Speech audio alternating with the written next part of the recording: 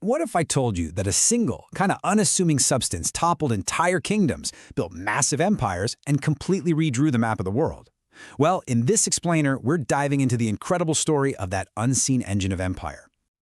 For centuries, the ultimate symbols of power were these towering stone castles and those heavily armored knights on horseback.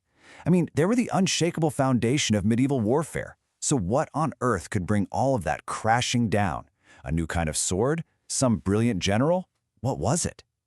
The answer isn't a person, and it's not some new battle strategy. Nope, it was a chemical compound, one that was so vital and so incredibly rare that the quest to control it would basically define the next 300 years of world history. To really get the power of this chemical, we first have to look at the world it created. A world where all the old ways of war were suddenly, and very violently, made totally obsolete. And the change was just astonishingly fast. On one side, you've got centuries of tradition, thick castle walls, the total dominance of the elite knight.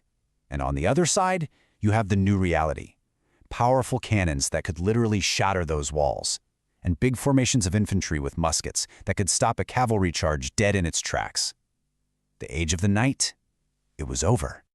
Now, the technology behind this whole revolution was, of course, gunpowder. But, and here's the twist, gunpowder had a secret weakness, a kind of fatal flaw in its recipe that made it incredibly difficult to make in the huge quantities you'd need for this new type of war.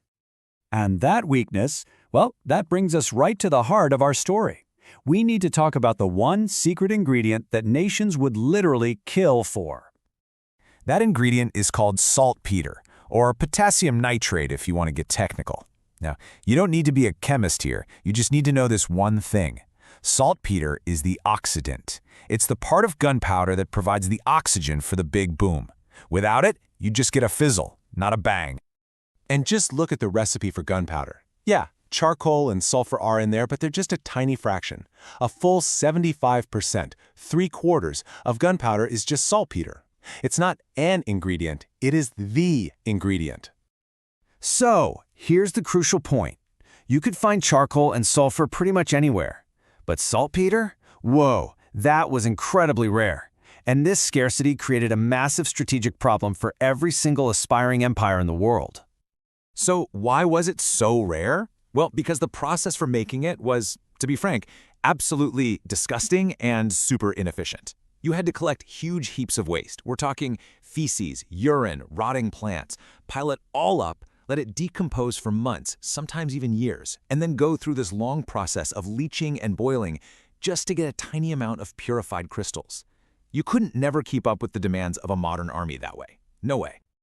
So this desperate need for this, let's be honest, this disgusting, hard-to-make chemical, it kicked off a frantic, centuries-long global hunt. This wasn't just about trade. This was about national survival. If you follow the timeline, you can see how this whole scramble just escalates. In the 1500s, nations start looking overseas. But the real crisis hits during the 30 Years' War, when the traditional European supply line from the Baltic gets suddenly cut off. And that act of desperation forces the major naval powers, the Dutch and the British, to look halfway around the world. And they find their answer in India, which just happened to have these vast, natural deposits of really high-quality saltpeter. The scale of this new trade was just staggering. In just 2 years, the Dutch East India Company shipped 2.2 million pounds of saltpeter from India. This wasn't a trickle, folks. This was a floodgate, and it would permanently shift the balance of global power. So who won this great global hunt? Well, the answer to that question would determine who would rule the seas, who would build the largest empires, and of course, who would be left behind in the dust. You can really feel the desperation in the historical records. I mean, here you have one of the most powerful monarchs in the world, Queen Elizabeth I, paying a fortune not for the saltpeter itself, but just for a manual on how to make it. That's how vital this stuff was. This table really lays it all out. Britain and the Netherlands, they solved their supply problem by creating a direct pipeline from India, which just fueled their naval dominance. France, on the other hand, relied on this mix of making it at home and importing, but they often struggled to keep up. And even the mighty Ottoman Empire, facing European embargoes, had to rely on smugglers to get the stuff to fuel their cannons. Your strategy for getting saltpeter was your global military strategy. It was that simple. We can even see this play out inside a single country. During the English Civil War, The parliamentarians controlled London, the center of trade and saltpeter production. The royalists, they were cut off from the supply and were at a constant disadvantage.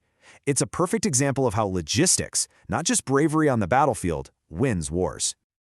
Ultimately, the equation of power became simple, yet so profound. The side with the more stable, more abundant supply of saltpeter was the side that won. It was a direct translation. More saltpeter meant more gunpowder, which meant victory. Period. Okay, so this is a fascinating piece of history, I get it. But what's the big takeaway? Why does the story of some strange, smelly chemical from centuries ago still matter to us today? Because this story isn't really about saltpeter. It's about a timeless principle of power. The nation that identifies and controls the critical strategic resource of its era, well, that's the nation that gets to write the rules for everyone else. So what's the lesson here?